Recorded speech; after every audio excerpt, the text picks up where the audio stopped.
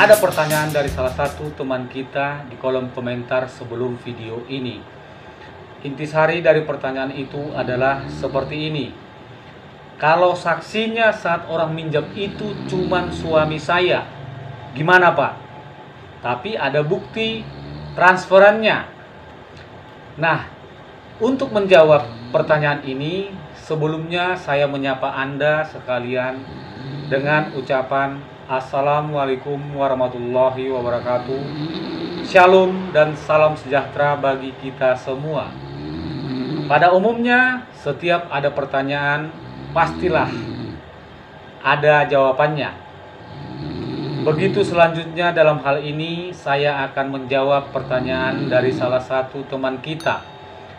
Bagi teman-teman yang pernah terlibat mengalami dan atau saat ini sedang mengalami yang berkaitan dengan pertanyaan yang akan kita bahas ini, saya menyarankan Anda untuk menonton ulasan video sampai habis agar dapat menyikapi persoalan yang demikian.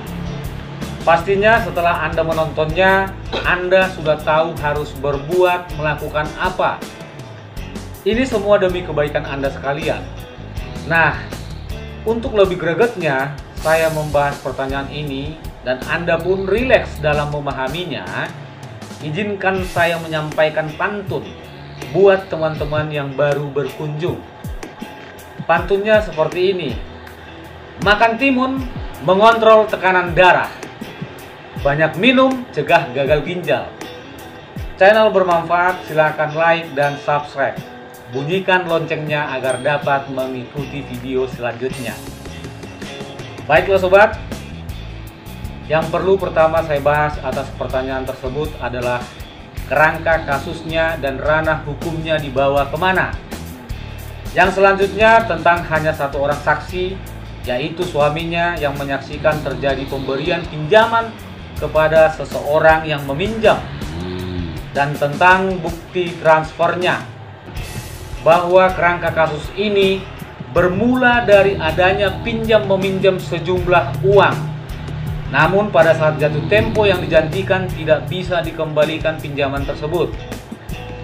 Maka oleh karena kurang detailnya kronologis daripada kasus ini, dapat disimpulkan bahwa kasus ini merupakan permasalahan hutang dan masuk dalam ranah hukum perdata, sehingga penyelesaiannya pun haruslah melalui gugatan perdata atas dasar wan prestasi atau ingkar janji ke pengadilan negeri. Selanjutnya saya akan tambahkan lagi untuk Anda memahami suatu perkara yang diawali dengan adanya hubungan keperdataan, seperti perjanjian dan perbuatan yang menyebabkan perjanjian tersebut tidak dapat dilaksanakan terjadi setelah perjanjian tersebut dibuat. Maka perkara tersebut adalah perkara perdata dan bukan perkara pidana. Perlu teman-teman simak baik-baik untuk dapat menilai apakah suatu prestasi atau ingkar janji termasuk sebagai penipuan atau masalah keperdataan. Harus dilihat apakah perjanjian tersebut didasari atas itikat buruk atau itikat tidak baik atau tidak.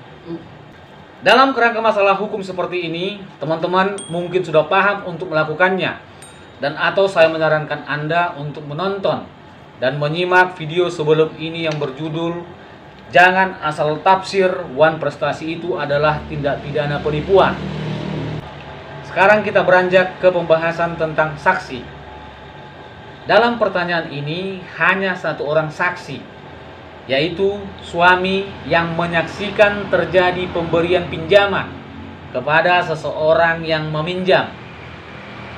Sobat, secara umum dapat saya jelaskan bahwa peranan saksi baik dalam perkara pidana maupun dalam perkara perdata, seseorang yang melihat, mendengar, atau mengalami sesuatu peristiwa dapat menjadi seorang saksi dan memberikan keterangannya, baik itu di hadapan pengadilan ataupun dalam memberikan keterangan sejak dalam proses penyelidikan.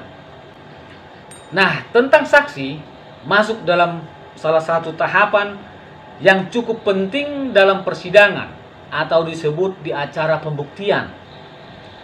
Tujuan pembuktian adalah untuk mengambil putusan yang bersifat definitif, pasti tidak meragukan dan memiliki akibat hukum.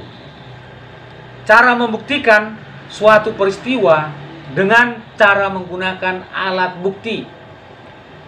Sedangkan alat bukti menurut hukum acara perdata terdiri dari yang pertama surat, yang kedua saksi-saksi, yang ketiga persangkaan, yang keempat pengakuan, dan yang kelima adalah sumpah.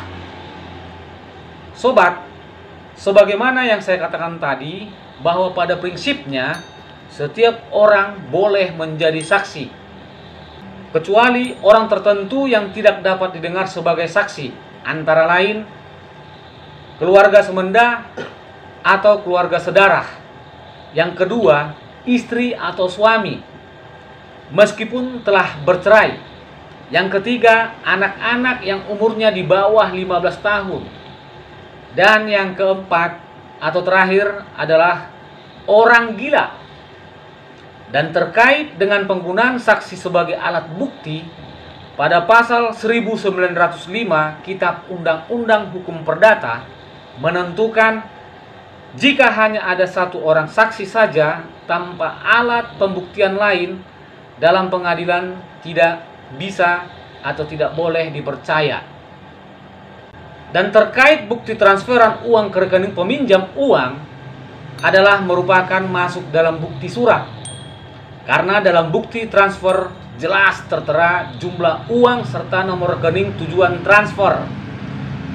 Pada pasal 5 ayat 1 Undang-Undang Nomor 11 Tahun 2008 tentang Informasi dan Transaksi Elektronik mengatakan informasi elektronik dan atau dokumen elektronik dan atau hasil cetaknya merupakan alat bukti hukum yang sah.